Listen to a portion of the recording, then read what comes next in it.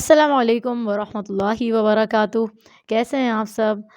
آج ہم انشاءاللہ 5واں پارہ شروع کریں گے، تو چلیں آئیں شروع کرتے ہیں۔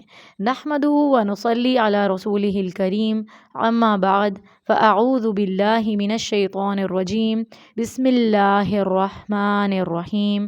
رب اشرح لی صدری ویسر لی امری واحلل عقدۃ من لسانی یفقہوا قولی۔ 5واں پارہ۔ اسلام پاکیزہ دین ہے، چاہے کھانے پینے کا معاملہ ہو یا رشتوں کا یا جذبات کا، سب باتوں میں حلال اور حرام کا خیال رکھنے کا اللہ سبحانہ و تعالی ہمیں حکم دیتا ہے۔ اللہ نے ہماری زندگی آسان بنانے کے لیے احکام نازل فرمائے۔ آیت 29 میں ہے کہ کسی کا مال ناجائز طریقے سے کھانے سے اللہ تعالیٰ نے منع کیا ہے۔ ناجائز طریقے سے مال کھانے سے مراد یعنی چوری، دھوکے سے یا کسی کا مال لوٹ لینا یا کسی بھی ناجائز طریقے سے حاصل کرنا، ان سب سے منع کیا گیا ہے۔ اور اس آیت میں خودکشی کرنے سے بھی منع کیا ہے۔ خودکشی کبیرہ گناہ ہے۔ خودکشی کرنے والا ہمیشہ جہنم میں رہے گا اور جہنم میں جانے کے ساتھ اسی طریقے سے اپنے آپ کو مارتا رہے گا جس طرح اس نے دنیا میں اپنے آپ کو مارا ہوگا۔ آگے آیت 30 میں کبیرہ گناہوں سے بچنے کا حکم دیا گیا ہے۔ کبیرہ گناہ یعنی بڑے بڑے گناہ۔ یہ کون سے گناہ ہوتے ہیں؟ ہر وہ گناہ جس پر قرآن و حدیث میں جہنم کی سزا یا لعنت یا غضب کا بتایا گیا ہے۔ کبیرہ گناہوں میں سب سے بڑا گناہ شرک کا گناہ ہے۔ یہ وہ گناہ ہے جس کی معافی نہیں ہے۔ اسی طرح والدین کی نافرمانی، جھوٹی گواہی، جادو کا سیکھنا اور سکھانا، سود کھانا، یتیم کا مال کھانا، کسی کو ناحق قتل کرنا، مسلمان بھائی پر الزام تراشی کرنا وغیرہ وغیرہ۔ کبیرہ گناہ تو اور بھی ہیں مگر یہاں تھوڑے سے بتائے گئے ہیں۔ یہ سب بڑے گناہ کے کام ہیں، اس لیے ان سے بچنے کا حکم دیا گیا ہے۔ اس آیت میں یہ خوشخبری بھی دی گئی ہے کہ انسان بڑے بڑے گناہوں سے اگر بچے گا تو اللہ سبحانہ و تعالیٰ چھوٹے چھوٹے گناہ خود معاف فرما دے گا اور بڑے عزت والے مقام میں داخل فرمائے گا۔ آگے آیت 32 میں ہے کہ اللہ سبحانہ و تعالیٰ نے ہر شخص کو کچھ نہ کچھ صلاحیت عطا کی ہے، یہ ہم سب جانتے ہیں۔ کسی کو ایک اعتبار سے فضیلت دی ہے تو دوسرے کو دوسرے اعتبار سے فضیلت دی ہے۔ اس لیے اللہ سبحانہ و تعالیٰ نے جس کو جو صلاحیت دی ہے، جس کو جو نعمتیں دی ہیں، اس سے حسد نہیں کرنا ہے، بلکہ اللہ سے اس کا فضل ہمیں مانگنا ہے۔ یعنی کہ ہمیں کہنا ہے دوسرے کی نعمتیں دیکھ کے کہ یا اللہ مجھے بھی اپنے فضل سے نواز دیں اور اپنے اندر کی خوبی کو دیکھیں۔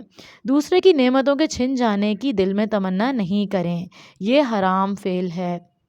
اس آیت میں آیت 34 میں بتایا گیا ہے کہ مردوں کو عورتوں پر ایک درجے فضیلت عطا کی گئی ہے۔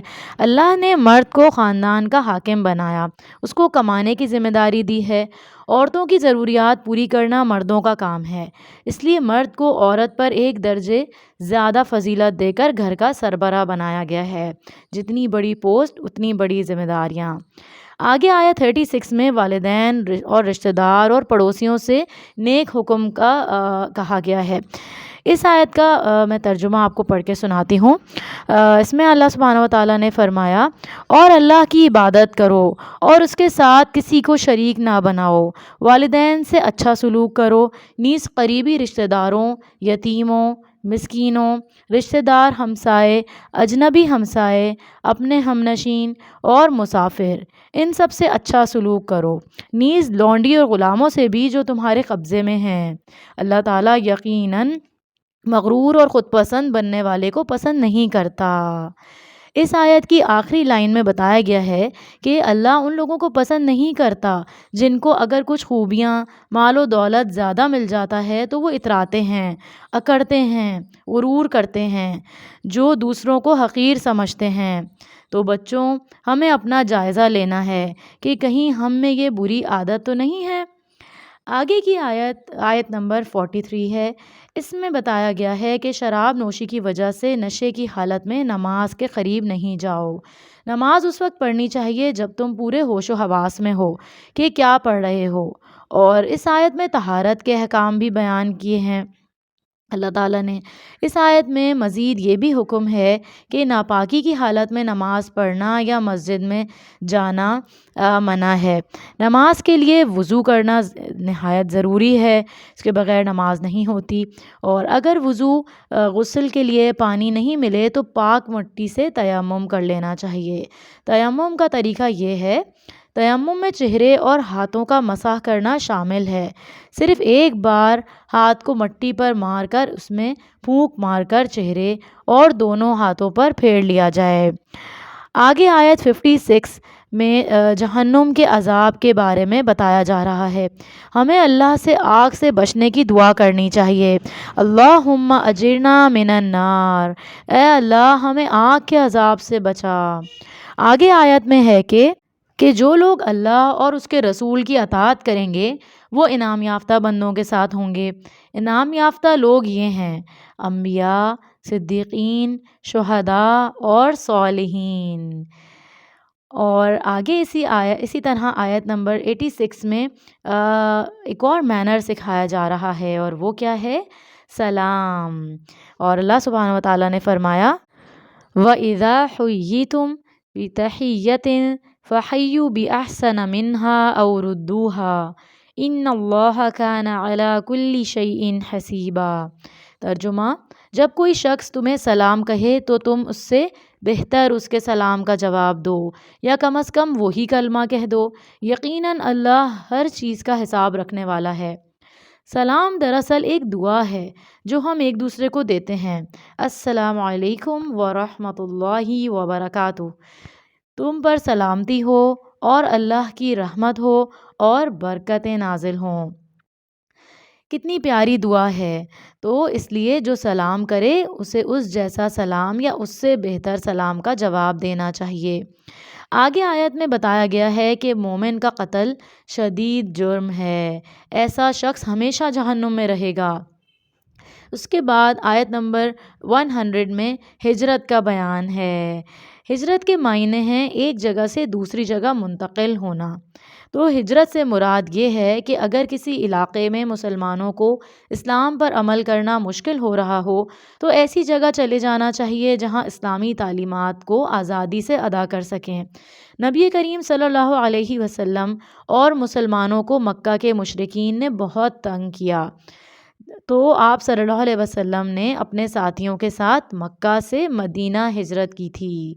بچوں، آپ کو معلوم ہے کہ اپنے گناہوں کو چھوڑنا بھی ہجرت ہے۔ تو ہمارا آج کا ٹارگٹ ہے کہ ہمارے اندر جو برائیاں ہیں، ہم سے جو گناہ کے کام ہو جاتے ہیں، ہمیں ان کو چھوڑنا ہے۔ جب ہم اللہ کے لیے صبح سحری سے شام تک کھانا پینا چھوڑ سکتے ہیں تو ہم اللہ کے قریب ہونے کے لیے، اس کی محبت پانے کے لیے اپنے گناہوں کو بھی چھوڑ سکتے ہیں۔ اسی طرح آیت 101 میں نماز قصر اور صلاۃ الخوف یعنی نماز خوف کا بیان ہے۔ قصر کہتے ہیں مختصر کرنا۔ یہ قصر نماز سفر میں پڑھی جاتی ہے اور صلاۃ الخوف جنگ کے میدان میں پڑھی جاتی ہے۔ یہاں اس آیت میں صلاۃ الخوف کا طریقہ بتایا گیا ہے۔ تو بچوں، آپ نے دیکھا کہ نماز کو وقت کی پابندی کے ساتھ ادا کرنا ضروری ہے۔ نماز کسی بھی حالت میں معاف نہیں ہے، چاہے انسان سفر میں ہو یا پھر جنگ کے میدان میں ہو۔ آیت نمبر 111 میں ہے وَمَن يَكْسِبْ إِثْمًا فَإِنَّمَا يَكْسِبُهُ عَلَى نَفْسِهِ وَكَانَ اللَّهُ عَلِيمًا حَكِيمًا۔ یعنی اور جو شخص کوئی گناہ کا کام کرتا ہے تو اس کا وبال اسی پر ہوتا ہے، اور اللہ سب کچھ جاننے والا اور حکمت والا ہے۔ یعنی جو کوئی اچھا کام کرے گا تو اس کا فائدہ اسی کو ہوگا، اور جو کوئی برا کام کرے گا تو اس کا نقصان بھی اسی انسان کو ہوگا۔ اب ہمیں فیصلہ کرنا ہے کہ ہمیں اچھے اچھے کام کرنے ہیں یا پھر اپنی برائیوں کو نہیں چھوڑنا۔ تو آج ہی سے گناہوں سے ہجرت کرنے کا فیصلہ کر لیں۔ آیت نمبر 112 میں آتا ہے وَمَن يَكْسِبْ خَطِيئَةً أَوْ إِثْمًا ثُمَّ يَرْمِ بِهِ بَرِيئًا فَقَدِ احْتَمَلَ بُهْتَانًا وَإِثْمًا مُبِينًا۔ اور جو شخص کوئی خطا یا گناہ کا کام کام تو خود کرے، پھر اسے کسی بے گناہ کے ذمے تھوپ دے، اس نے بہتان اور سری گناہ کا بوجھ اپنے اوپر لاد لیا۔ تو ہمیں دوسروں پہ الزام تراشیوں سے بچنا ہے، دوسروں پر بری باتیں تھوپنے سے بچنا ہے۔ اس آیت میں اس بات کا کتنے واضح طور پر بتا دیا گیا ہے، یعنی کوئی گناہ خود کرے اور اس گناہ کو دوسرے پر کسی پر الزام لگا دے، تو ہمیں اس گناہ سے بہت زیادہ بچنا چاہیے۔ آگے آیت 114 میں مجلس کے آداب بتائے گئے ہیں، یعنی ایسی جگہ یا تقریب یا محفل جہاں لوگ مل جل کر بیٹھے ہوں، وہاں کانوں میں سرگوشیاں کرنا پسندیدہ عمل نہیں ہے، سوائے اس کے کہ کسی خاص کام کے لیے کی جائے، یعنی خیر کا کام۔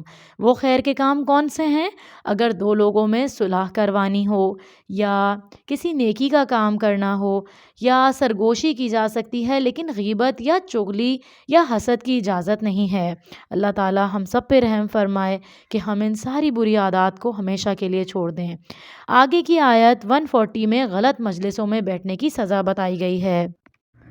وَقَدْ نَزَّلَ عَلَيْكُمْ فِي الْكِتَابِ أَنْ إِذَا سَمِعْتُمْ آيَاتِ اللَّهِ يُكْفَرُ بِهَا وَيُسْتَهْزَأُ بِهَا فَلَا تَقْعُدُوا مَعَهُمْ حَتَّى يَخُوضُوا فِي حَدِيثٍ غَيْرِهِ إِنَّكُمْ إِذًا مِثْلُهُمْ إِنَّ اللَّهَ جَامِعُ الْمُنَافِقِينَ وَالْكَافِرِينَ فِي جَهَنَّمَ جَمِيعًا۔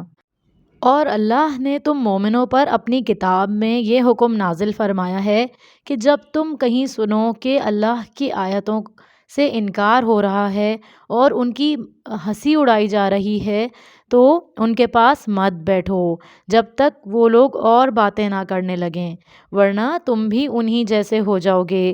کچھ شک نہیں کہ اللہ منافقوں اور کافروں سب کو دوزخ میں اکٹھا کرنے والا ہے۔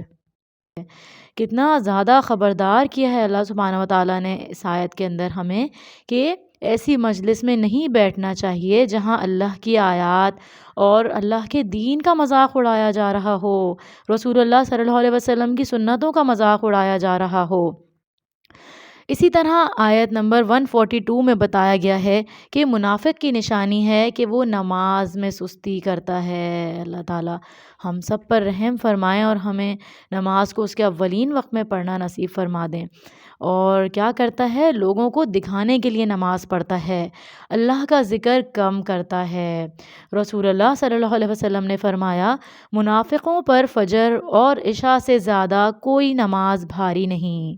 تو بچوں، ہمیں اپنا جائزہ لینا ہے کہ ہمیں نماز میں سستی تو نہیں ہوتی، کیونکہ اللہ تعالیٰ نے فرمایا ہے نا کہ نماز آسان ہے، کس پر؟ مومنوں پر۔ اور ہمیں یہ بھی دیکھنا ہے کہ ہم دوسروں کو دکھانے کے لیے تو نماز ادا نہیں کر رہے کہیں۔ منافق دوزخ کے سب سے نچلے درجے میں ہوں گے۔